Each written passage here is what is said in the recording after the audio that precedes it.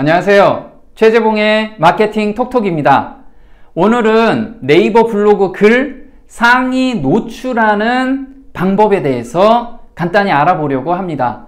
네이버에서 C랭크라는 알고리즘을 적용하면서 어떤 분들은 멘붕에 오신 분들도 있을 거고, 어떤 분들은 예전 블로그가 다시 살아나는 경우도 경험해 보셨을 겁니다. 그렇다면 이 C랭크가 대체 뭐길래 이런 현상을 나타내고 있는지, 오늘 그 원리를 제대로 파악하시고 그 다음에 블로그를 운영하신다면 짧게는 한 달에서 길게는 2달 이내에 본인들이 원하는 대표 키워드는 아니어도 중급 키워드에서는 대부분 상위에 노출이 될 것입니다. 오늘 주제는 네이버 최적화 블로그 만들기입니다.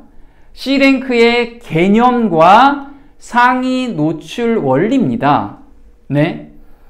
자, 네이버에서는 C랭크라는 알고리즘을 적용하면서 본인들 홈페이지, 본인들 블로그에서 C랭크의 원리와 개념에 대해서 자세하게 설명을 해놨습니다. 근데 일반인들이 봤을 때 이게 무슨 내용인지 잘 이해를 못 하실 겁니다. 그래서 제가 그런 분들을 위해서 오늘 그 원리를 설명을 해 드리겠습니다. 자, C랭크란 무엇이냐면 특정 관심사에 대해서 얼마나 깊이가 있는 좋은 컨텐츠를 생산해 내는가 입니다. 이게 무슨 얘기인지 아시나요? 네, 좀 헷갈리죠? 네, 어떤 내용이냐면 C랭크는 특정 분야에서 특정 관심사, 예를 든다면 그동안의 블로그에서는 내 일상이나 아니면 먹거리나 또는 강아지를 키운다면 강아지 키우는 일상을 올렸다든가 이런 식으로 블로그에서 여러 가지 짬뽕으로 컨텐츠를 올렸을 겁니다. 그것보다는 C랭크라는 것은 강아지면 강아지 컨텐츠를 집중으로 올리는 블로그에서 올린 글을 상위에 노출시켜 주겠다는 기본 개념입니다. 그 뜻이 바로 이 뜻입니다. 자, 알고리즘에 대해서 설명을 했는데요. 네이버에서는 이 세 가지를 통해서 출처에 대한 신뢰도와 인기도를 가려내겠다고 합니다. 어떤 거냐면 첫 번째가 맥락, 두 번째가 내용, 세 번째가 연결된 소비 생산, 요 세 가지 내용으로 블로그를 평가하겠다는 거죠. 그래서 이게 가장 중요합니다. 출처의 신뢰도와 인기도입니다. 아직도 헷갈리시죠? 네. 그래서 자세하게 다시 한번 들어가 보겠습니다. 자, 예전에 C랭크가 적용하기 전과 후의 차이점입니다. 자, C랭크가 적용하기 전에는 블로그를 1년이나 2년 아니면 꾸준하게 운영하신 분들이 글을 쓰면 그 해당 글에 점수를 매겨서 상위에 노출시켜주는 그런 개념이었습니다. 그런데 C랭크가 적용되면 이겁니다. 문서 자체의 출처. 자, 문서 자체보다 글 하나 쓴 그 글을 굉장히 잘 썼다 이거죠. 그 잘 쓴 글보다는 출처의 신뢰도를 평가하겠다는 거죠. 어느 블로그에서 올렸느냐, 이것을 더 중요시 하겠다라는 의미입니다. 한번 설명을 간단히 해보겠습니다. 아까 세 가지를 분석한 후에 점수를 매긴다고 했는데 첫 번째가 맥락입니다. 자, 맥락은 주제별 관심사의 집중도라고 합니다. 좀 전에 설명드렸듯이 한 블로그에서 여러 가지 내용을 올리는 블로그보다는 한 주제를 가지고 나는 강아지면 강아지와 노는 거, 강아지하고 강아지 의류 또는 강아지하고 산책한 내용, 이런 내용들을 꾸준하게 올리는 그런 블로그에서 올린 글을 예를 든다면 강아지로 검색했을 때 일상 블로그에서 올린 그 글보다는 우선적으로 상위에 노출시켜 주겠다. 이게 맥락입니다. 주제별 관심사의 집중도를 의미하는 겁니다. 자, 두 번째, 내용입니다. 아까는 내용만 좋으면 상위에 노출시켜 줬는데 이 내용의 품질이 굉장히 중요하겠죠. 네, 당연히 자기가 직접 사진을 찍었는지 또는 동영상을 자기가 만들어서 했는지, 그 다음에 텍스트의 길이도 평가해서 내용의 품질을 보겠다는 겁니다. 세 번째는 소비 생산된 컨텐츠는 어떤 연쇄 반응을 보이는지, 이 설명인데 이건 어떤 내용이냐면, 우리가 블로그를 보고 봤을 때 내용이 굉장히 좋은 내용들은 어떻게 하나요? 주로 스크랩도 해가고 내가 가입된 카페에다가 퍼날르기도 하고, 이런 일련의 활동들을 보겠다는 겁니다. 이 세 가지를 봐서 점수를 매긴 다음에 글을 상에 노출시켜 주겠다. 좀 어렵게 바뀐 거죠. 그래서 제가 C랭크 적용하는 원리를 적용해서 글을 작성해 봤습니다. 어제 작성한 건데 사업계획서 작성법이라고 제가 글을 올렸습니다. 지금 네이버 모바일 뷰 1번에 노출이 되어 있고요. 사업계획서라고 검색을 하면 네이버 뷰 4번째에 올라가 있습니다. 좀 큰 키워드도 제가 한번 잡아봤습니다. 페이스북이라고 제가 글을 작성했을 때 네이버 뷰 5번째에 올라와 있습니다. 이렇듯이 C랭크의 원리를 어느 정도 파악하고 글을 쓰면 예전보다 훨씬 쉽게 상위에 노출하는 것을 볼 수가 있습니다. 그래서 여러분들도 요 C랭크의 원리만 좀 더 파악하시면 좀 더 쉽게 상위 노출이 가능할 겁니다. 자, 네이버에서 다시 예제를 드려봤습니다. 네이버에서는 산후 다이어트라는 예제로 C랭크가 적용하기 전과 적용한 후에 대해서 예제로 저희한테 설명을 해줬습니다. 어떤 부분이냐면, C랭크 적용 전에는 산후 다이어트라고 검색했을 때 어떤 한의원에서 올라온 글들이 상위에 노출이 됐습니다. 그런데 C랭크가 적용된 후에서는 보니까 피트니스에서 올라온 거, 그 다음에 블로그 이름입니다. 출산 상담센터에서 올라온 글, 이런 글들이 상위에 노출이 돼 있습니다. 그 전에는 한의원에서 올린 글인데 산후 다이어트는 한의원하고 크게 연관성이 없다라고 얘들이 판단을 한 겁니다. 그런데 어디에서? 이런 출산 상담센터 같은 데서는 산후 다이어트에 대해서 또는 산모들이 운동하기 좋은 방법들, 음식들, 이런 부분들을 블로그에서 꾸준하게 올렸습니다.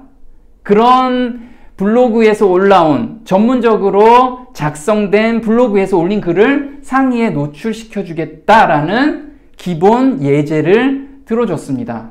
그래서 아주 중요한 부분이죠. 블로그 이름도 중요한 요소로 대두되고 있습니다. C랭크에서는. 그래서 블로그 이름의 신뢰도를 확보하는 몇 가지 방법이 있습니다. 그 방법은 제가 오프라인 강의 시간이나 또는 제가 네이버 밴드에서 공개하고 있습니다. 네이버 밴드는 검색을 마케팅 톡톡이라고 검색하시면 들어가실 수가 있습니다. 거기서 궁금하신 분은 확인 한번 해보시기 바랍니다. 자, 네이버에서 C랭크에 반영되는 정보를 6가지 항목으로 얘네들이 정리를 해줬습니다. 그래서 그 내용을 한번 분석해보고 결론을 한번 내보겠습니다. 첫 번째, 블로그 컬렉션입니다. 이 블로그 컬렉션은 뭐냐면 블로그 자체, 블로그 글 자체에 대한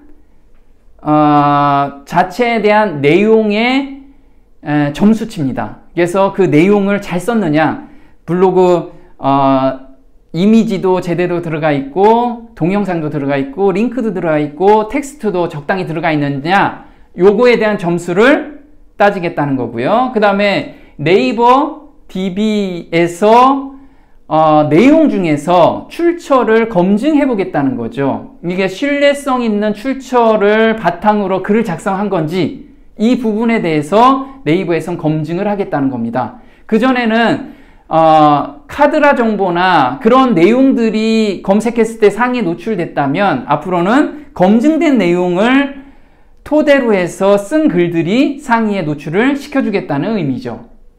자, 서치 로그입니다. 서치 로그는 당연히 글을 잘 쓰거나 아니면 좋은 내용이라면 많은 사람들이 검색해서 들어왔겠죠. 검색해서 들어온 점수치를 계산하겠다는 거고요. 그 다음에 체인 스코어입니다. 체인 스코어는 아까도 말씀드렸듯이 이 블로그 글이 다른 데서 얼만큼 스크랩이 됐고 다른 곳에서 링크 타고 얼마나 많은 사람들이 들어왔는지를 점수치로 매기겠다는 겁니다. 그 다음에 블로그 액티비티. 자, 블로그 액티비티는 뭐냐면 현재 운영하는 블로거가 얼만큼 많이 활동을 하고 있느냐를 평가하겠다는 겁니다. 예를 든다면 내가 다른 블로그에 가서 댓글을 달거나 다른 블로거가 내 블로그에 댓글을 썼을 때 내가 댓글에 답글을 어떻게 달았는지 이런 거에 대해서 보겠다는 겁니다. 자, 마지막으로 블로그 에디터 주제 점수입니다. 요거는 각 분야별로, 자, 블로그 글 쓸 때 카테고리별로 전문성을 띠고 있느냐, 얼마나 전문적으로 글을 꾸준하게 올렸는지 그거에 대해서 보겠다는 겁니다. 네, 이렇게 6가지를 분석한 다음에 글을 상위에 노출시켜 주겠다는 거죠. 굉장히 복잡해진 거죠. 근데 사실 알고 보면 그렇게 복잡하지는 않는데 세분화 시켜 놓은 겁니다. 그래서 노출 원리를 간단하게 설명을 정리를 하다 보면 이렇습니다. 2가지가 있어요. 그동안에는 다양한 일상 주제의 포스트를 작성하셨다면 앞으로는 이렇게 하셔야 됩니다. 특정 주제에 대한 자신만의 포스트를 작성하실 때 점수가 높고 상위에 노출된다는 거죠. 특히나 블로그 이름도 전문적으로 쓰는 것, 그리고 객관적으로 네이버에서 부여하는 마크들이 있습니다. 그런 것을 부여받아서 작성하면 상위에 노출시켜주겠다는 의미입니다. 네. 제가 이렇게 설명을 하니 많은 분들이 이런 설명을 합니다. 그렇다면 지금까지 내가 블로그를 일상도 쓰고 영화 본 이야기도 썼는데 이제 그런 거 쓰면 안 되나요? 이런 질문을 합니다. 네, 물론 안 되는 게 아닙니다. 자, 블로그에서는 메뉴별로 카테고리를 정할 수가 있습니다. 메뉴별로 카테고리를. 그래서 메뉴별로 내가 강아지에 대해서 전문적으로 쓴다면 블로그 메뉴에서 강아지 카테고리를 두고 그 다음에 내가 영화 매니아다. 그럼 영화 카테고리를 더 가지고 작성하시면 됩니다. 그런데 강아지만 전문적으로 작성하는 블로거라면 같은 점수라면 네이버에서는 무엇을 상에 노출시켜 준다고요? 네, 후자. 네, 블로그에서 전문적으로 다루는 그런 블로거의 글을 우선시 해주겠다는 거죠. 네, 네이버에서는 이렇게 C랭크로 바뀌면서 이게 완벽한 로직은 아니겠죠. 알고리즘은 아닐 겁니다. 앞으로도 계속 진화하고 바뀌게 될 겁니다. 그렇지만 한 가지 변함없는 상위 노출 방법이 있습니다. 그건 무엇이냐면 블로그 글을 꾸준하게 작성하는 것.